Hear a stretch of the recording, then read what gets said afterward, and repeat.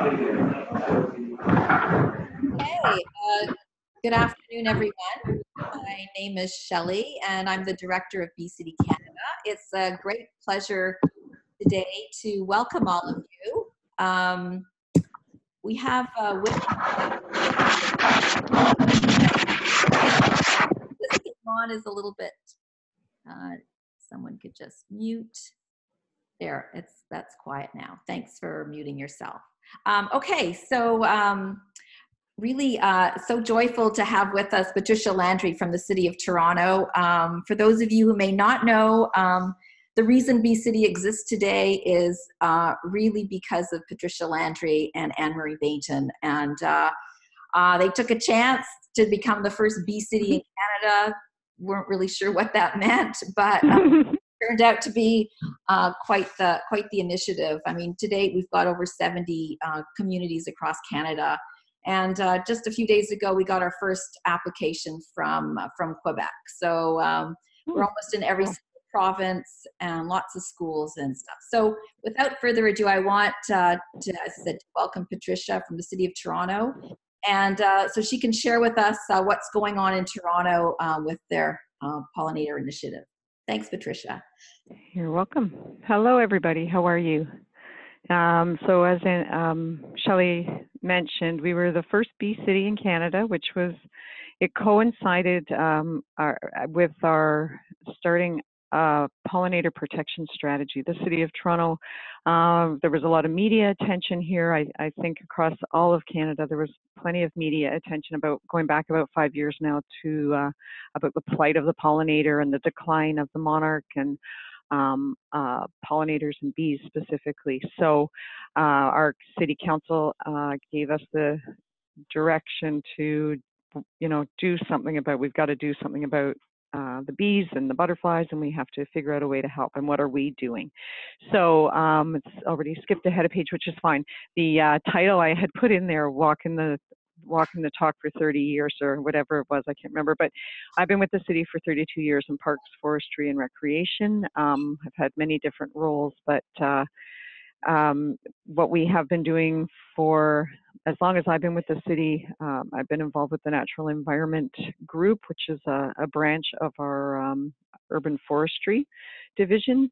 And we've been working on a lot of restoration projects for well over 30 years now. So that includes all of our watersheds, our waterfront, our ravines, and parts of our parkland.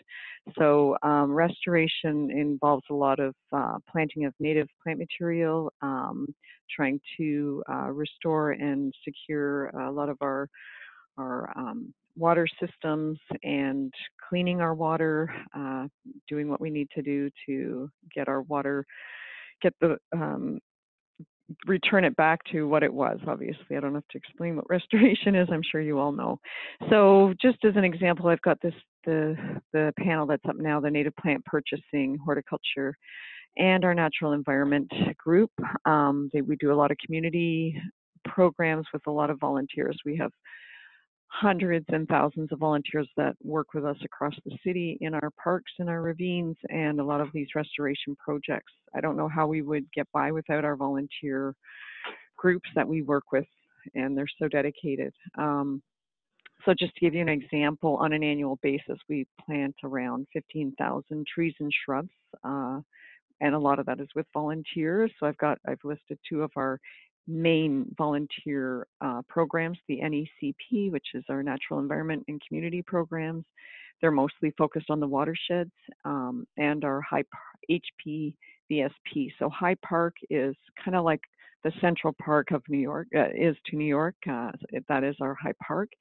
It is one of the last largest remnants of a black oak savanna ecosystem, and it's a very large park. It gets a lot of multi-use dogs, people, runners, cyclists, hikers, birders. We have a restaurant in there. Our production greenhouses are in there.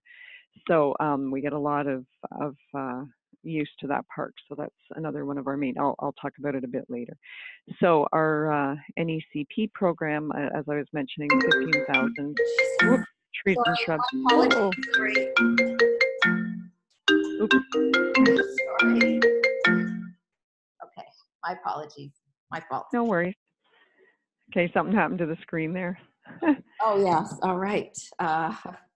So I'll just keep talking though, but as I was mentioning there, we've got 7 stewardship sites across the city, and there's like a team leader from the volunteer group. We have a leader that we train, so they take the lead, and they meet on a weekly basis. They have a specific time on the same day of the week, and they meet and work on anything from planting to invasive weed control, just trail repair, things like that. So I just gave you an example of 3 that we've got quite a large group involved with. So the Don Valley Brickworks, Nordheimer Ravine, and our Beechwood wetlands. So it's really kind of great. It works out well because people can choose areas that are close to their home. You can get involved in a long-term sort of ongoing basis, like the people that we meet once a week, or if you're interested in just like a one-off and you just want to get involved in a planting event, we have spring and fall planting events that we post, and we get a lot of people sign up. We get like hundreds of people that'll sign up. A lot of students, trying to get their hours, things like that, their volunteer hours. Okay, next, let's see. Do you have control of that, Shelley? The Aaron? Okay. So as I was saying, City Council said to us, so what are we doing to help the bees and the butterflies? And so we had been in touch with Shelley as well around the same time. It kind of coincided with the request from City Council. And so we decided we should develop a pollinator protection strategy for the city. So part of that strategy was getting involved and being part of Bee City and being recognized for not only what we had planned to do under this protection strategy, but we realized how much we have been doing up to this point. So we felt that we were qualified to already be considered a Bee City, and so that worked out well. So, okay, next. Oh, doesn't want to go. No. Yeah. Want to go? Okay, let's go that way. Okay, here we go.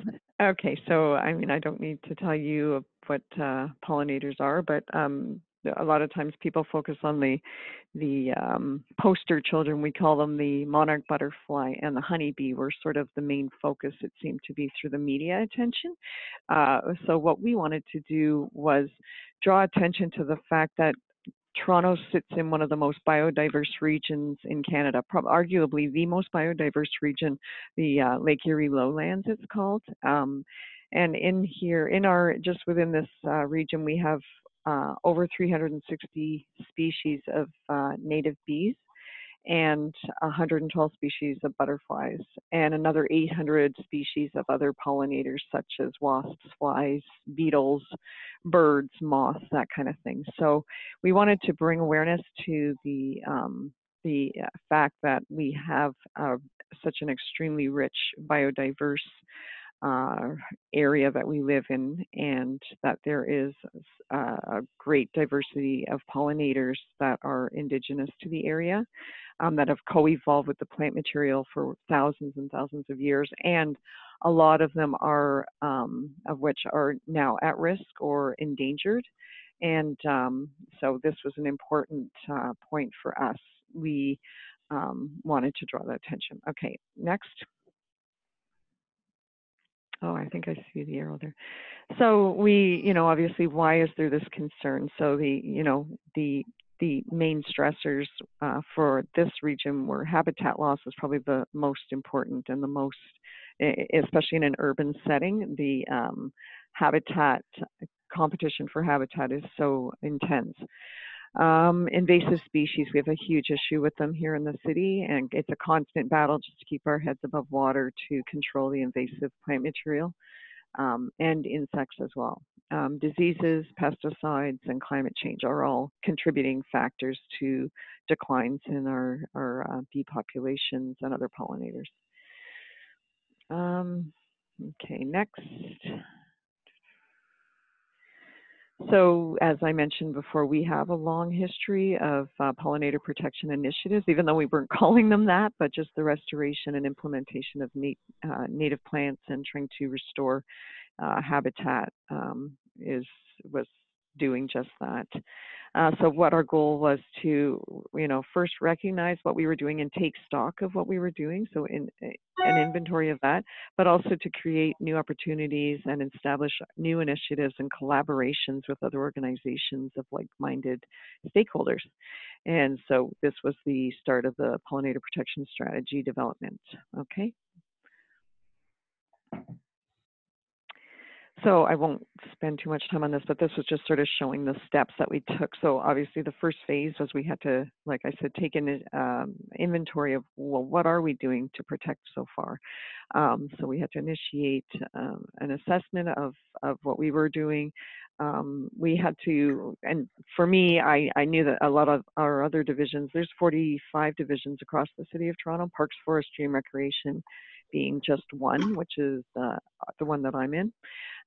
So we had to take stock through not only our division, which is to most people is the obvious one with parks and the forestry branches, but also other unlikely suspects like solid waste. They oversee a lot of our landfills. We have over 100 landfills that have been closed, but are just, these large expanses of land that are perfect habitat for pollinators. And, Toronto Water, Toronto Public Health, they wanted to be involved because of the ramifications related to pollen and people with hay fever, but also bee stings. People always freak out. That's always when you say you're saving the bees, they're like, no, bees are bad. So, there was a lot of reason why we needed an advisory committee struck with other division, an interdivisional team, and then we had a second advisory committee of other stakeholders, and we had the scientific community, other organizations like David Suzuki Foundation, Ontario Nature, Canada Wildlife Federation, our Royal Ontario Museum. We have an entomologist from there. We have beekeepers, urban beekeepers. We wanted them at the table as well. So anyway, so we had two committees that we struck, and so then we went through a public consultation phase, and then are finalizing it, presenting it to council and getting approval, and then now we're into the implementation phase. So next. I just sort of was rambling on there, but here's just an example of the committees that we had. So this is the interdivisional. So just to give you an idea, we had Environment Energy Office, our division, Parks and Forestry and Recreation, City Planning, Transportation Services, because they oversee a lot of the roadsides, Toronto Water, they're involved with a lot of xeriscaping, and they have a lot of programs already underway for conserving water. Solid waste management, as I mentioned, Toronto Public Health, tower and neighborhood revitalization. We're getting even balconies and container planting ideas out there for native plants. Facilities and real estate, waterfront TO. So a lot of internal groups involved. And next is just a snapshot of our external group.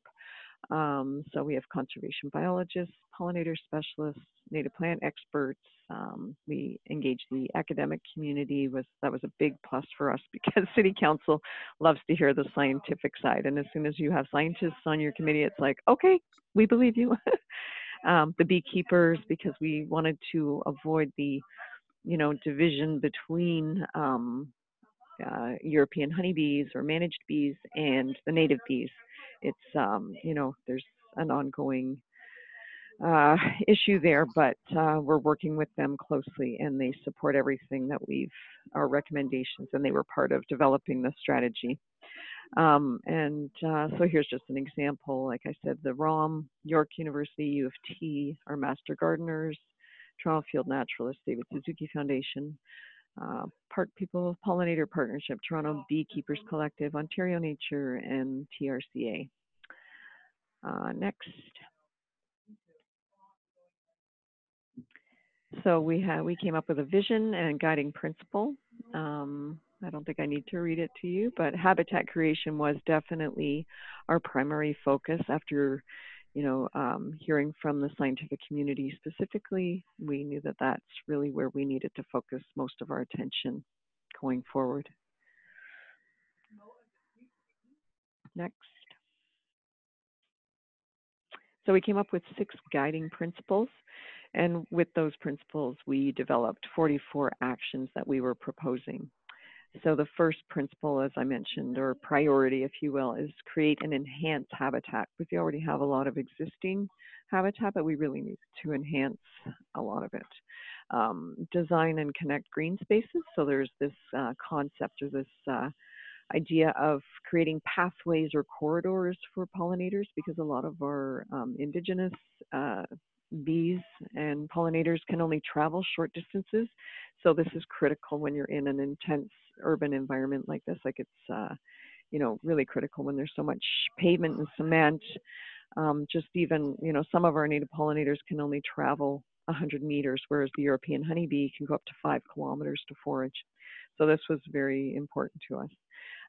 Partnering and building relationships with other stakeholders was a key, and it has been, for both, going both ways, why reinvent the wheel? So David Suzuki Foundation, we've tapped into a lot of their programs and vice versa, and we help support their projects in our parkland and different areas. So it's worked really, really well.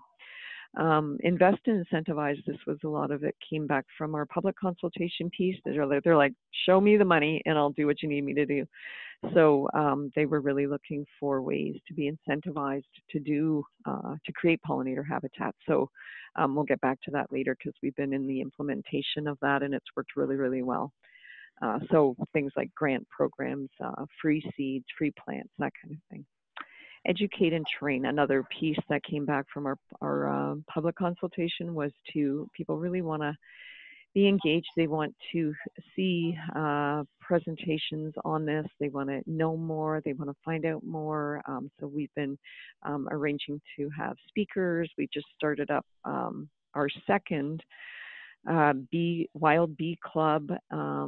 Also, they're called Buzz. We have Buzz Talks, so we have special guests giving talks on Indigenous bees and the importance of what they do and the role they play. And so we have one in High Park that was running last year as a pilot, and it was so successful. We just started a new one this year in the other end of our city, in the east end of Scarborough. And so we have these 2. It's a weekly sign up, and it's learning about native bees. It's really cool.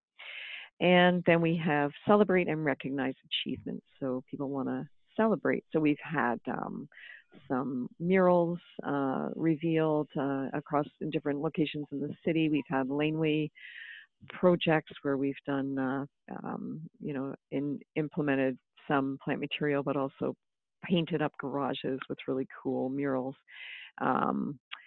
We've had our garden. I run the City of Toronto Garden Contest, and we implemented a pollinator category into that. So it was amazing. It was our largest submission for nominations last year, which was really great to see. So we're getting out there. And during Pollinator Week, we'll have different ways that we're going to celebrate that as well. Okay, next. So with the input of the advisory groups, I'm not gonna, again, I'll just go really fast on this, but we presented to our Parks and Environment Committee, which is a subcommittee of our City Council, and they identified additional actions that we could be taking, and we went back to the drawing board, and that was our draft. We came up with, we did our public consultation and finalized our strategy. So next. So that was our public consultation piece. We went to farmers markets, environment days. All our city councilors hold an environment day once a year where they give out free compost. They hand out recycle bins, that kind of thing, anything related to the environment. That's what the environment days are. Garden clubs, horticultural societies, we hit up a bunch of different garden clubs and stuff to do presentations and to get feedback from them on what they'd like to see as part of our pollinator strategy. And we went to different student groups. You can see us there. If you want to know what I look like, I'm the one in the gray dress, sort of towards the middle at the front. And my manager of horticulture is the woman in gray, just closer to the left there, and the professor's right in front. We've done a lot of work. This is Centennial College, so there's a lot of groups, a lot of student groups, environmental students, environmental groups within student bodies, and so we consulted with a lot of them as well. Okay, next. So what the findings were from our public consultation, and this was a key piece to the success, I think, of our strategy, because the first thing counselors ask is did you do a public consultation piece? Because they want to know what the people want, which is great. So we knew that there was a concern around the declining pollinator populations. There was a lot of confusion around native bees versus managed bees, as I mentioned earlier. I think we still have a lot of work to do there. Significant interest in the following, as I said, incentives, so grants, free seeds and plants, and consumer choices. So we've been working with nurseries to identify which are pollinator-friendly plants and seeds. A lot of them had already were already on board doing this, and they know that that's what people want. And educational opportunities, so online resources and information sessions. So that was another thing that people wanted. Next. So that was our final strategy. Again, we developed an implementation plan, estimated costs for our actions, and then presented it again to Parks and Environment Committee. We got, their blessing, and then it went on to City Council the next month, and it was unanimously adopted, which was wonderful news. And next. So now that it's adopted, it was during the time that we were developing our pollinator strategy, it was a smaller component of what is now forming our biodiversity strategy. So we are currently developing a biodiversity strategy that should be finalized, I think, in the fall this year. So part of the biodiversity strategy was I guess Kelly Snow is a fellow from our city planning, and he's kind of the head of the biodiversity strategy. He's leading that push. Part of it was we developed these booklets, which are pretty awesome, and they're available online. I'll send the link to them. So there's 9 in the series so far, but we're developing more, and they're available for free to citizens of Toronto. Anybody, we give them out at the public libraries. I have 2 cases of the Bees of Toronto in my car right now. If anyone wants them, I can send you hard copies. But they've been a great success, and classroom, perfect for classrooms, that sort of thing. So there's 9 in the series, like I mentioned, and I'll send them all to you. They're all available online as well. So obviously our main focus were the bees and butterflies of Toronto, and yeah, so just to show you the way things are starting to spin off from this strategy. Okay, next.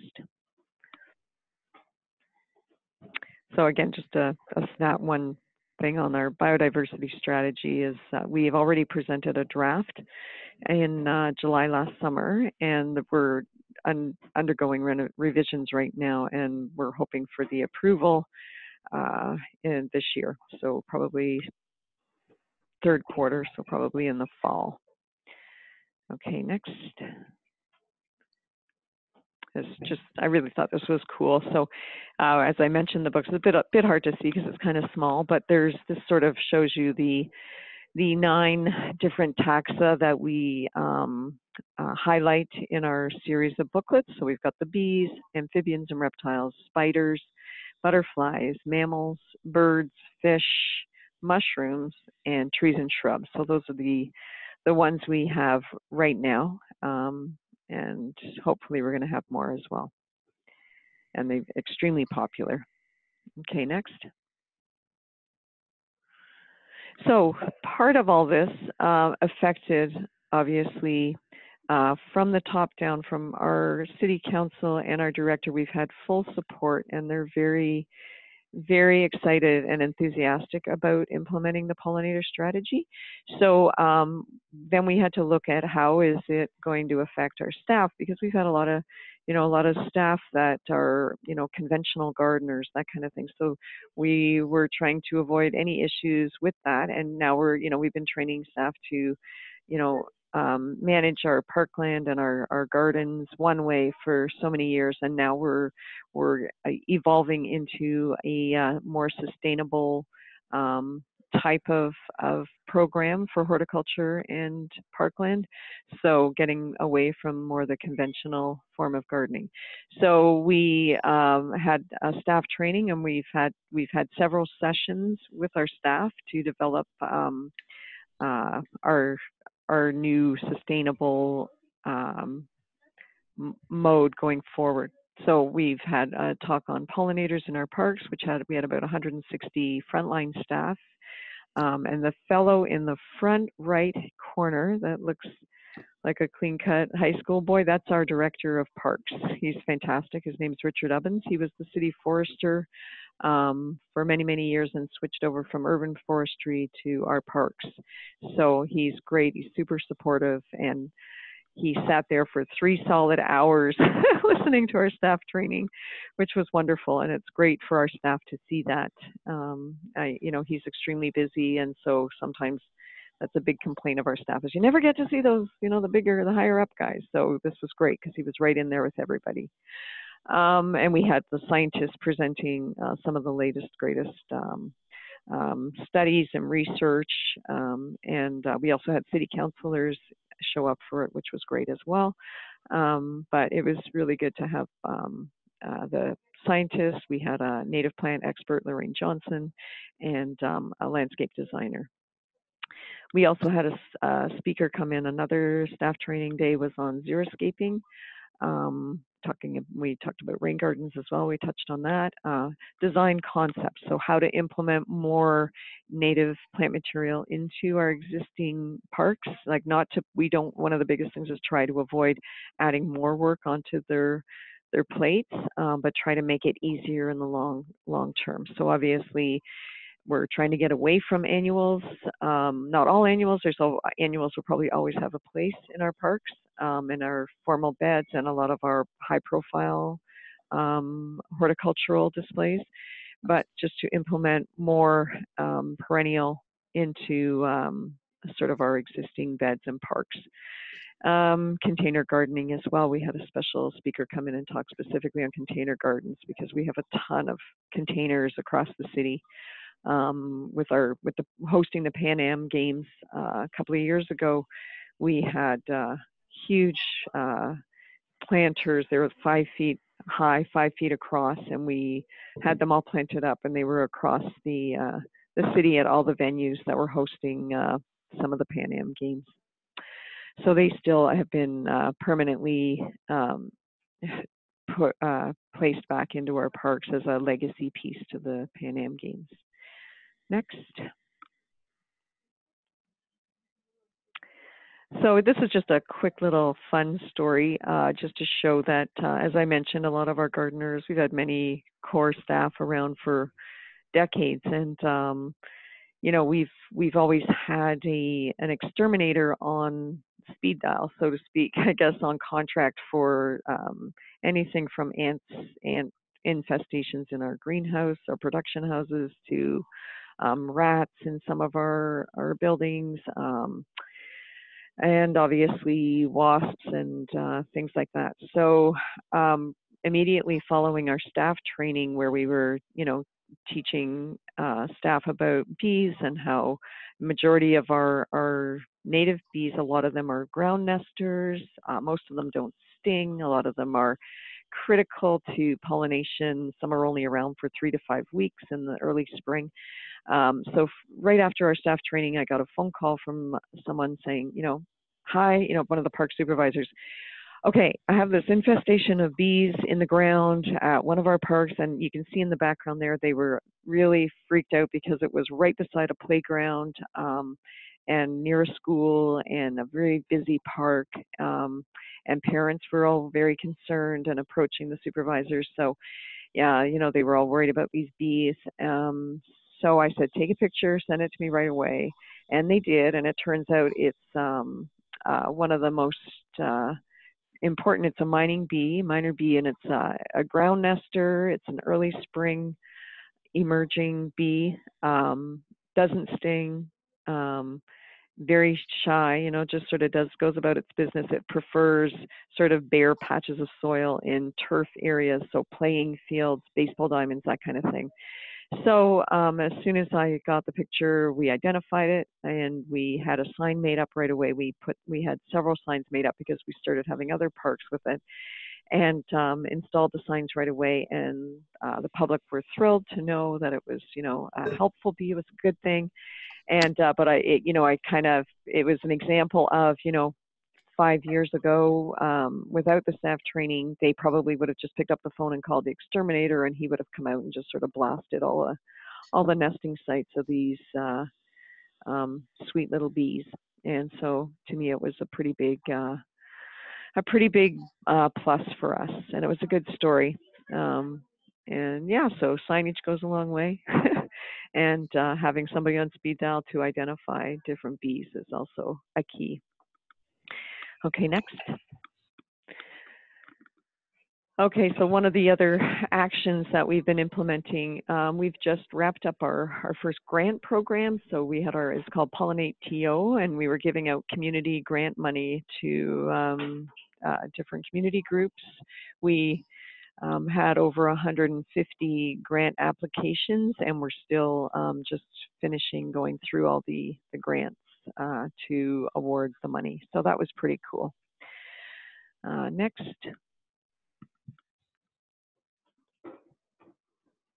Oh, I just put this in just that we do have 3 conservatories with the city, so it seems like it's not that related to pollinators, but they're one of our showcase areas or locations. People come to see. They're historic, they're beautiful, but at both locations, we've the 2 main locations, Centennial Park's in Etobicoke, the West End, but Allen Gardens is right downtown in the heart of downtown Toronto. And we've recently implemented huge pollinator beds around the greenhouse. So we have our formal annual beds still in some parts.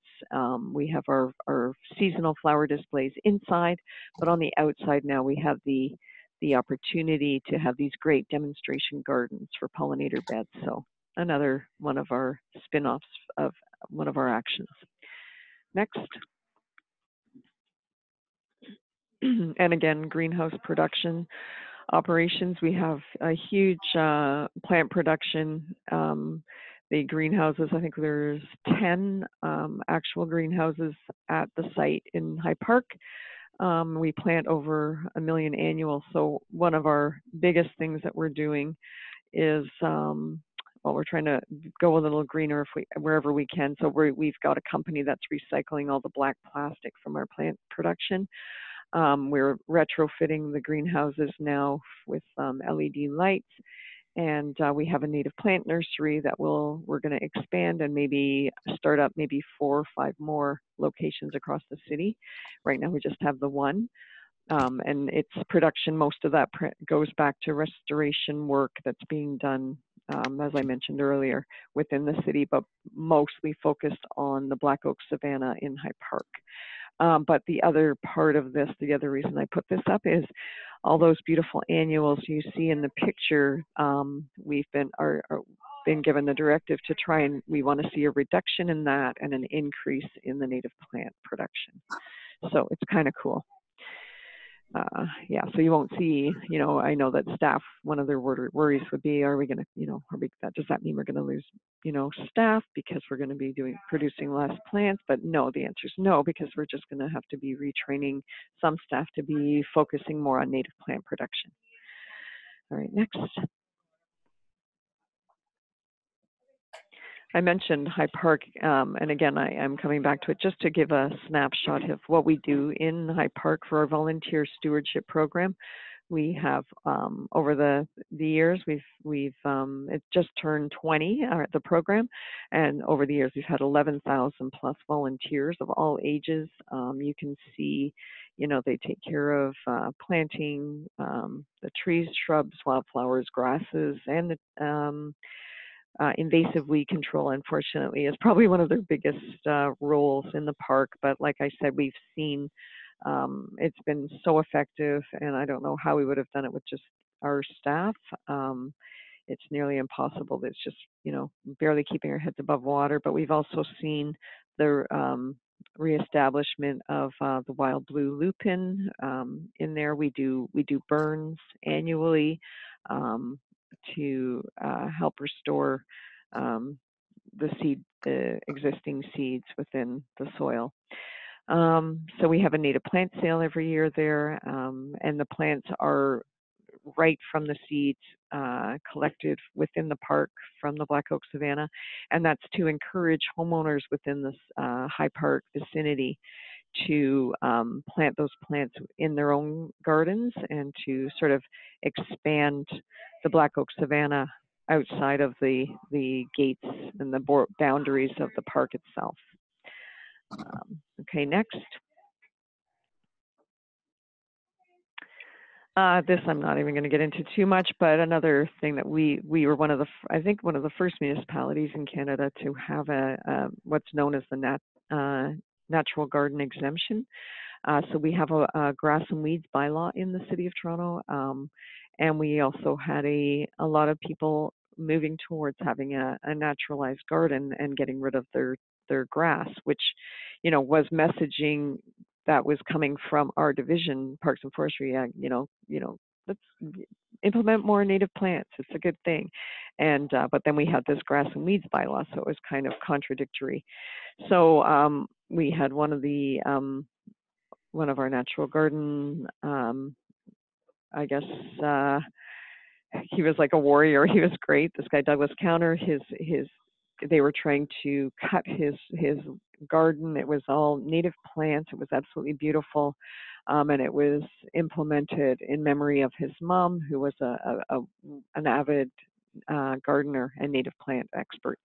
So he brought it went all the way to the Supreme Court of Canada, and he won. And so it forced us to have a native plant, natural garden exemption. So basically, this is an example. This is one of our winners of the garden contest this year. The picture's in front of you now.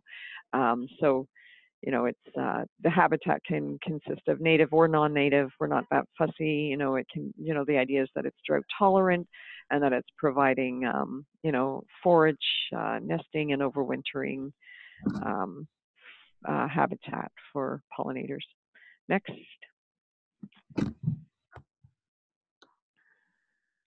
Again, that's just some examples of xeriscaping. So it can be, different looks. Like it doesn't have to be all native, and it's, again, provides different forms of habitat, whether it be forage or overwintering and nesting.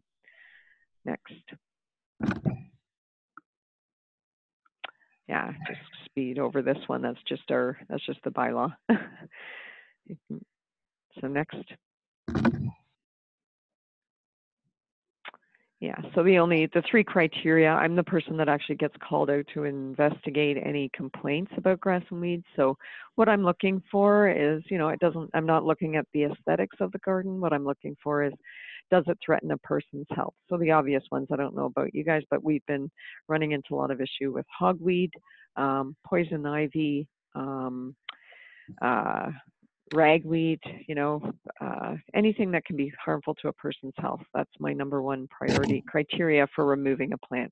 Does it threaten our native plant communities in our ravines, our parks? So any of the invasive species, so garlic mustard, that kind of thing. So it's kind of nice that things like milkweed was on the noxious weeds list in Ontario for many years, and it was finally taken off right in time for the monarch butterfly to be declared as endangered.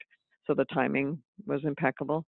And then the third is a potential safety hazard. So, you know, thorns where you know your neighbor has little children, stinging nettles, that kind of thing.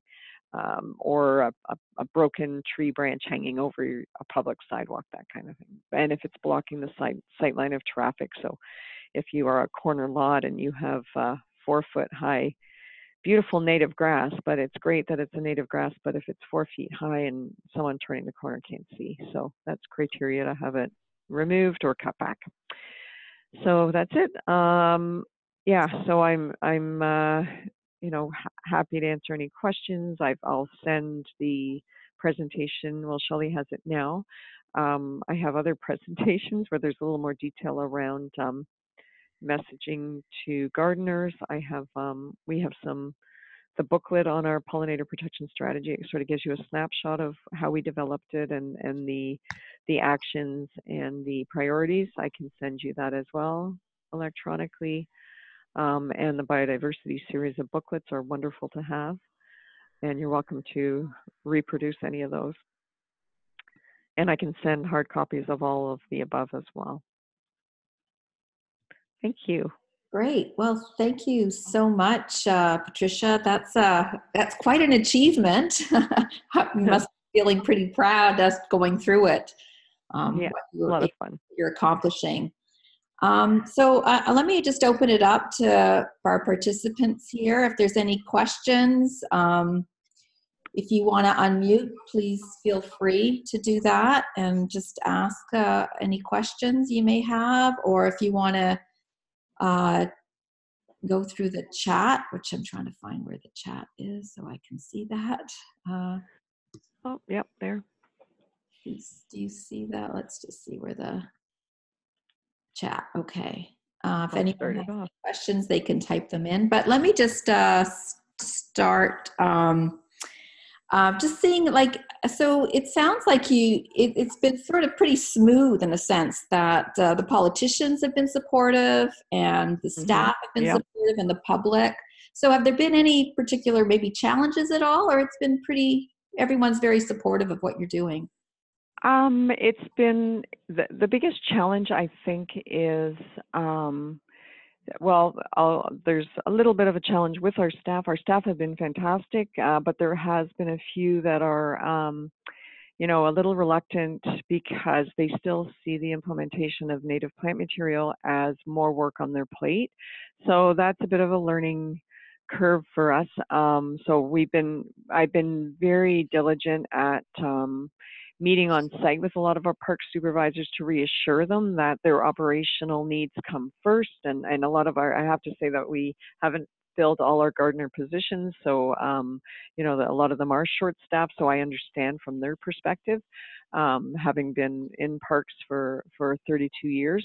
So I know where they're coming from, and they appreciate that I feel their pain. But so, you know, we just have to lead and show them that it will work out. So we're sort of at that beginning phase of implementing more native plants. We have a lot of native plant material already in some locations, but in the past, I have to say, historically, there's been like community groups where we were trying to be all gung-ho about native plants. And so this is going back maybe 10, 15 years, where we'd say, oh, sure. They'd say, we want to plant a community garden in the park. So we would give them a big patch of land and we would, you know, pull the sod back for them and let them go. And then, you know, people move on, kids grow up and move out of the neighborhood, that kind of thing. So then we would adopt this plot of weeds, basically. And so that's why I know why a lot of our staff have been a little reluctant. But like I said, it's the important piece is education, not only to the public, but also to our staff. And that has gone really well. And also with community groups, we're much more diligent about making sure they have a maintenance plan in place before we go forward with any of our, like for example, the grants. We had a lot of applications within our parks. So I met on site with the park supervisor, and only if he said, yes, this is a go, and here he has say in where it's going to be and how much he can support it. So he can provide the water and some tools, that kind of thing. So yeah, and that's a relationship the supervisors develop with their communities as well. So anyway, does that help? The only other challenge I think would be again, the ongoing issue of educating the public of why getting a beehive and plunking it in your backyard is not helping the bees. That, you know, that's basically just putting more pressure on the already intensified competition for forage and nesting and overwintering sites, a habitat in the city, because it's already so limited. So by providing habitat instead of getting a beehive, but providing habitat is helping all the bees, both the native bees as well as the honeybees. So we're not anti-honeybee, but we are definitely pro habitat creation. And the beekeepers themselves also agree that that's better in the long run, because they don't want to see people, you know, grabbing, you know, trying to put a honeybee hive in thinking that they're helping. But if you think of it this way, I guess the best way I think of it is, think of it as a sinking ship. There's something that's causing that ship to sink. By adding more bodies onto that sinking ship is not going to help that ship. We need to address the issues of what's causing the ship to sink in the first place. That's how we can help the situation. So adding more bodies to the system is not helping. Does that Yeah, no, that's actually, okay? I love that metaphor, and I hope you don't mind if I use that. Yeah, no. And I'm really glad that you addressed that, because there was just an article from Kamloops, and someone who had very good intentions has decided to put honeybees on top of a business, on top of a roof, and thinking that they're doing something to protect pollinators, and also it's really good for the planet. So I really think that all of us need to find a way to get this message out as much as possible, just what Patricia's message is. So I really appreciate the metaphor, and I'm glad that you addressed that. Susan Blaney had a comment. She says, I have to go, but thank you, Patricia. You make me want to live in Toronto again. That's nice. And my to-do list is also a lot longer. And Leanne from Ottawa, her question, excellent presentation. Toronto has done so much to support pollinators. What native plants have been successful and easy to grow for Toronto gardeners? Oh, great question. And actually, one of the actions couple of things that we've been working on with. So I have one of our scientists, Sheila Kola from York University, and who specializes in bumblebees, specifically the rusty patch bumblebee, which is one of our endangered species. And Lorraine Johnson, who's written several books on native plants specifically to the Toronto area. She's a fantastic lady. So we're currently working on a one-pager fact sheet on the native bees versus, I hate to say versus, but the European honeybee, but just to lay out the facts of what is going on there, the distinction. But also we developed a native plant, best plants for City of Toronto, or the best plants to grow. And what we did is we tried to just have a simple list of bomb-proof plants covering spring, summer, well into the fall. So into the different seasons, the 3 seasons of flowering, to provide, that way we're providing forage for the whole season. And so we have that list, and I can definitely send you that one. But that's a great question, because people want it simple. They don't want to be overwhelmed with books. There's so many books on plants for pollinators, and then you got to go searching through what zone is this and all the rest of it. So we came up with a nice double-sided one-pager on plants, best plants for Toronto. So yes, I'll send you that. It's a great one. We've got a nice little list there. And do you have any formal partnerships with private businesses, sectors in the city, sponsorships? So we do work closely. We have partnerships with David Suzuki Foundation, World Wildlife Fund Canada. I'm not quite sure. We trying to think, probably the business side. We have a partnership office, so we do have partnerships with some nonprofit groups as well, like Ontario Nature, Pollinator Partnership.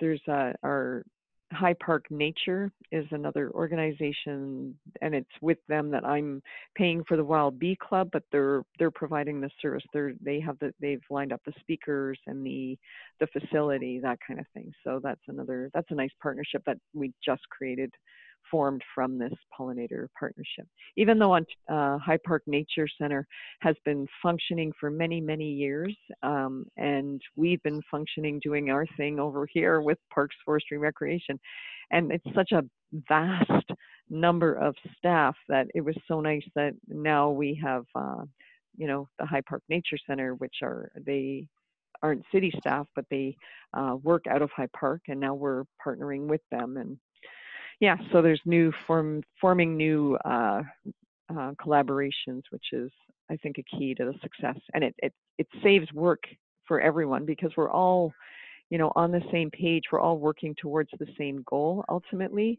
And now we can piggyback off of each other's programs, and that works really, really well. Yeah, so that's great. So I've got a list of things I need to send to everybody. So Shelley, I guess the best thing would be I would send you all the electronic copies. And when the recording is ready to send out, then I'll add all your links as well. Yeah, those links to those brochures would be fantastic. I'm thinking that we should send them to all the new schools and businesses that we have that are joining a bee city. Okay. I do have a question too. I know in Toronto there's been a lot of signs around about an aerial spray for the gypsy moth. And I'm just wondering if you could just talk about it, like how these decisions get made, or what's the process, and if there's been a lot of concern about it, or if you could just sort of share something. Yeah, no, I'm not involved with that. The gypsy moth, I was involved way back at the beginning of the program when we were piloting or testing some of the beneficial or the biological controls they were going to use.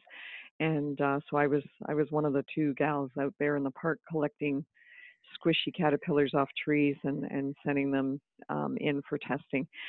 So I know that they are under intense scrutiny when they do that, and they're very specific about the selection of the locations. They have their hotspots that they are focused on. They're extremely careful with the spraying, when it happens, when it occurs. There's a lot of public consultation that has to take place. I know the two fellows that are involved with that, and I know that they did a lot of evening public presentations in the communities that were going to be having the spraying happen. And of course, city council is very involved as well in the areas and how they decide where and when. So it's under intense scrutiny. I know that. So I'm not sure of the full process, but if you need more details, I can hook you up with the right people. Right. With our inspectors, our forest health care staff. So that would be sort of forestry. That would be. Yep, urban forestry is the other branch. There's parks, forestry, and recreation. So, yeah, urban forestry. We have a whole our forest health care section of urban forestry, and they focus on they're entomologists, and they are specialized in diseases and pests of trees and the health of the urban canopy in the city. Okay, thanks. So Julianne, I guess you can read that. She really appreciates if you could expand on a natural garden and how it is different from just a garden. So if you have information, you could send that, or if you want to talk about that now. Yeah, we've had, actually it's interesting because as I mentioned, I think it was 2004 when we implemented the exemption to our grass and weeds bylaw. So, the grass and weeds bylaw basically was a height restriction. So anything above 20 centimeters of height was considered a violation. So, which is ridiculous. So, and so now, when I first took on the role about 20 years ago, to be the inspector, to go out when people say, oh, well, oh, I have a natural garden, because they would be issued a notice of violation, you know, your lawn, da da da da da, and it's only on a complaints basis if your neighbor complains, and then the bylaw officer, and you know, these are bylaw officers who are, you know, looking at things like roofs and pavement and you know, house and just repair, that kind of thing, and then suddenly they get this new exemption thrown on their plate, so now all of a sudden they have to know something about plants and horticulture. So it was kind of, again, it was like, you know, I would show up with a lot of irate homeowners and they'd say, I have a natural garden. And I'd have to calm them down and say, you know, it's not the bylaw officer's fault. And, you know, they just don't know. And they just look and they're based on a measurement. And so then I started doing, I thought, okay, we got to fix this, because it's like the left hand doesn't know what the right hand's doing. We're trying to promote natural gardens, and then the bylaw officers are slapping people with notice of violation. So I implemented a staff training. So now what I do is I go and I meet with the bylaw officers in each area of the city. There's 4 main districts. And during the winter, when it's sort of slower time for everybody, and I do a presentation just to give them I don't expect them to be plant experts, but just to give them an idea of, look, if you show up at a garden and it's based on a complaint and you think maybe this might be something more than just a bunch of weeds, then don't give them the notice of violation right away. First, call me first, and then I can maybe go out and have a look. Or we're getting even more efficient, and they're taking photographs, and they know how they have to be close up at certain things and identify. And they can send me the photos, and I can say, yes, definitely it's in compliance, or no, it's not. And then I would head out and do a more thorough investigation. But, you know, and, you know, it sounds like, when I first took it on, I thought, oh, this is going to be great. I'm going to get all these people that want to have a natural garden. But no, sadly, about 8 out of the 10 would be neglected properties. So rental housing, or a property that's slated for demolition, and they're going to develop it into condos. So the guy who owns it, the developer, just is trying to avoid having to maintain it for the, you know, until the bulldozers come. So things like that. So some people were using it as a loophole. So trying to eliminate that was, so that's, you know, you get good at it, but it's been a lot of fun, and we're seeing more and more actual natural gardens. And now I'm getting people that are proactive, in that they're sending me an email and saying, look, I live at this address, and I know there's this natural garden exemption thing. I'm just letting you know that I'm being proactive and I want to apply to have an exemption to the bylaw. And I'll say, great. And that way I have them on file. So if I get a complaint, you know, I can go back and look. And that's about it. But I've got a fact sheet that sort of spells it out, and gives outlines the criteria. I can send you, I have a whole presentation on it, and I can give you that as well. And it just shows, you know, how extreme, like a natural garden can be, you know, very wild meadow-like looking. It doesn't have to be all native. The idea of a natural garden is just to have it as a environmentally responsible garden. So drought tolerance, we're looking for no invasive weeds, and not preventing, not forming like a sight line restriction, like a view of somebody's sight line. If you're pulling out of a driveway, you know, am I going to run, can I possibly be running over a kid on a scooter, or you know, like I have to be able to see clearly up and down the sidewalk, that kind of thing. So I have really simple criteria, and you know, everybody always says, well, what's the list? I want to see the list. What's the black and white list of what's allowed and what's not allowed? And I'm going, you don't want to go there, because, you know, just as an example, milkweed was on our noxious weeds list for years, and it was just recently taken off. You know, our provincial the Ontario Weed Act, or the noxious weeds list, is based on agricultural lands. It was formed from, developed based on agricultural lands, high production, like greenhouses that are like a commercial operation, that kind of thing. So not really applicable to an urban setting in my eyes. So things like, you know, wild carrot were on the noxious weeds list, and again, just recently taken off, thank God. But, you know, wild carrot, or Queen Anne's lace, it's also known as, an edible plant. It's a nice native perennial, very hardy. So if you don't want it, then it's you know, hard to dig it out, because it was a big long taproot. But the only reason it was on their noxious weeds list is because when dairy cows ate it, it made the milk taste funny or sour. So, unless you have cows walking around the city of Toronto, I don't see why wild carrot can't be allowed to be grown in the city. So, things like that's why I didn't want to go by the noxious weeds list, because it wasn't really the right list to be following. And again, it makes it hard for me sometimes because there's other ones that should be on there that aren't. So, garlic mustard, for example, horribly invasive and, overrunning a lot of our existing naturalized woodland plants because it thrives in shade. And it strips the soil of beneficial bacteria and mycorrhizae. So, would love to have that on the noxious weeds list, but it's not. So, again, but it's highly invasive. So that's why I tell people to take it out or to try and control it, because once you've got it, it's almost impossible to eradicate.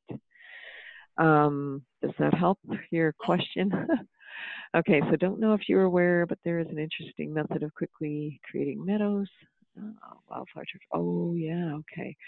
I was just talking about this flowering lawns to a group last night. I was doing a planting for in the West End, and we did a little talk before, but turf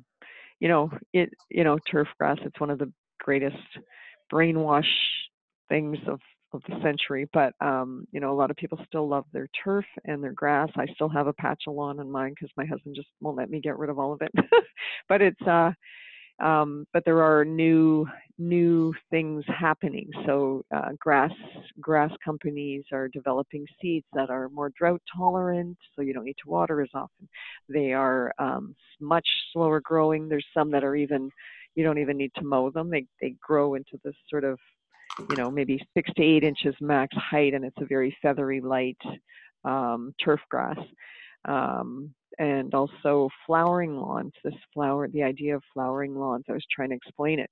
How clover, that kind of thing. There's a lot of seed mixes now that you can buy that are a flowering lawn. I'll have to check this one out. I wonder if it's the same. So, and then you've got these great early spring plants that are providing food for pollinators, but then you can just mow it all down when it gets too tall, and you're not harming the flowering portion, and you've still got your turf area, if you will. So I mean, you can't beat it for recreational surface. I've got 3 kids, so I've gone through the whole soccer mom thing, and I know having grassy areas are ideal for kids or sports and that kind of thing. So I'll have to check that out for sure. And what else do we have here? Anyone in Toronto creating signage to signal their natural or pollinator gardens in Guelph? Pollination Guelph has created it. Yes, and for their boulevard yards. So yes, so this is an issue I've got with these natural garden exemptions. As I said, we're trying to get the public to buy in, and so it's kind of a gray area for me. Some barely make the cut, if you know what I mean. There's some that are just doing the very bare minimum to satisfy me that they're actually trying. Like I have one guy who's just like full of dog strangling vine and garlic mustard and European buckthorn, and he's just slowly whittling away at it. But I wouldn't want to put a sign on there to say, hey, pollinator habitat, this is a naturalized garden, because I want people to buy in, and that would just put a bad taste in some people's mouths.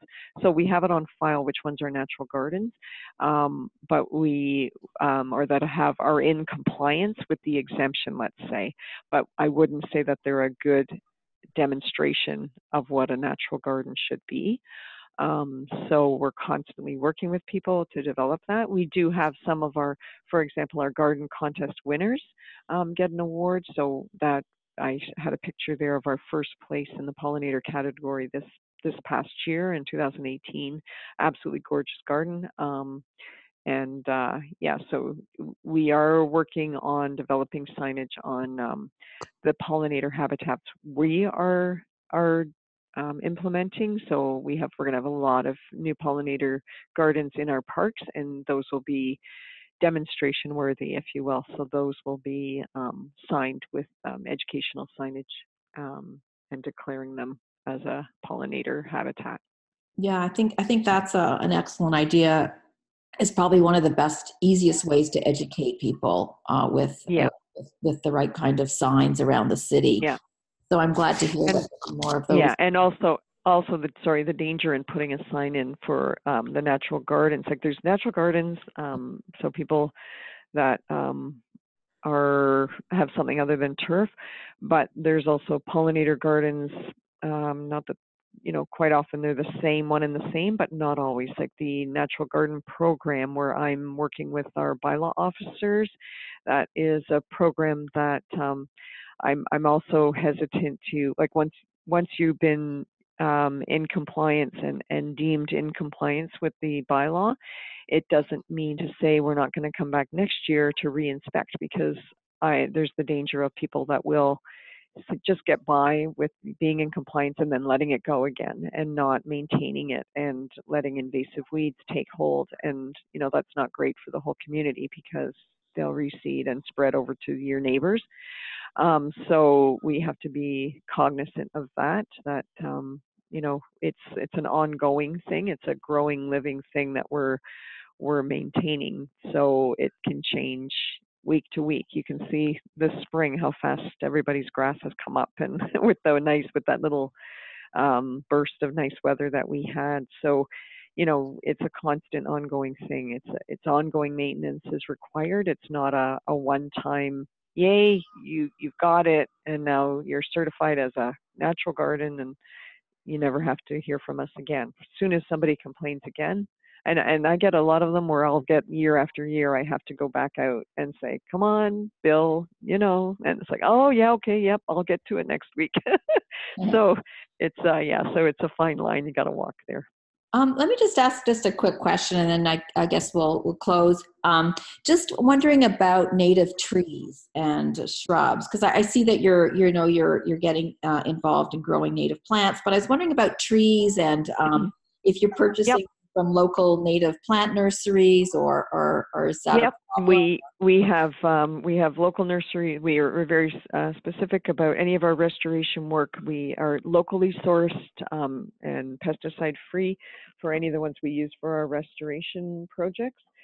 We have a couple of native plant nurseries on contract with the city, but also we have our own plant a tree, a free tree. It's called